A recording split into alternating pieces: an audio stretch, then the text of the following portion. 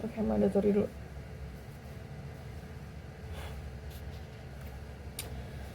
Oke, assalamualaikum, halo guys, long time no see, Tisa Dunia di sini. Selamat datang dan terima kasih sudah meluangkan waktu untuk mendengarkan pembahasan kali ini. Kali ini kita akan membahas kasus besar yang tengah menjadi perhatian dunia, yaitu tuduhan serius yang melibatkan Sean Combs atau yang lebih dikenal sebagai PDD. Bagi kalian yang belum tahu kasus ini, silahkan tonton dulu pembahasannya di YouTube. Udah banyak banget yang bahas. Atau buat kalian yang lebih comfort buat baca, silahkan pergi ke Twitter dulu, nanti baru balik lagi. Jadi kasus ini bukan sekedar skandal selebriti biasa ya, ada elemen teknologi, media, dan respons publik yang saling berkaitan, menjadikannya fenomena yang menarik untuk ditelaah lebih lanjut. So let's get into it. Dalam kasus ini, teknologi memegang peran penting, terutama dalam pengumpulan dan pengolahan bukti. Cloud computing digunakan untuk menyimpan data digital dalam jumlah besar, seperti pesan teks dan video yang disebut-sebut menjadi bukti dalam kasus ini.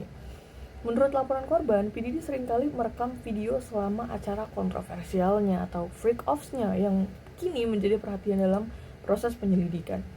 Selain itu, Big Data Analysis membantu menganalisis pola komunikasi, baik melalui media sosial, catatan telepon, maupun email untuk menemukan koneksi yang relevan. Artificial Intelligence atau AI juga dimanfaatkan untuk memverifikasi keaslian bukti, seperti video atau audio, serta mendeteksi pola perilaku yang mencurigakan.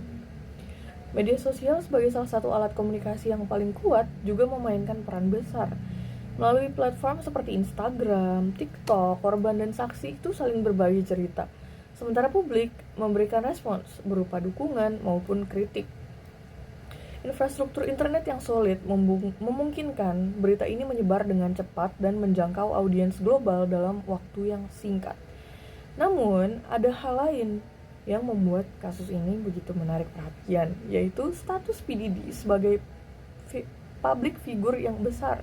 Popularitasnya memberikan bobot yang besar pada kasus ini, ditambah lagi elemen drama yang muncul seperti penggerebekan, pengakuan korban, hingga bukti visual menciptakan narasi yang memancing rasa ingin tahu publik. Konflik yang terjadi antara pembelaan PDD dan tuduhan korban juga memperkuat ketegangan yang dirasakan masyarakat luas. Dari sisi emosional, kasus ini memunculkan berbagai reaksi. Ada kemarahan, obviously, kekecewaan, hingga simpati yang muncul dari publik terhadap para korban.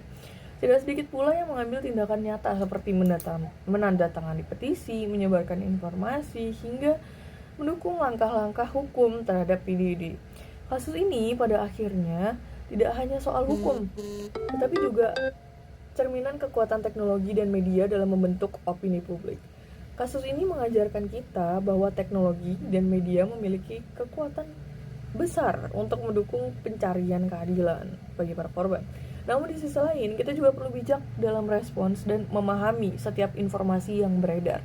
Pada akhirnya, yang terpenting adalah keberanian untuk mendukung kebenaran dan keadilan ya guys, terutama bagi para korban. Terima kasih telah menyimak dan sampai bertemu di pembahasan berikutnya. Bye bye. Assalamualaikum.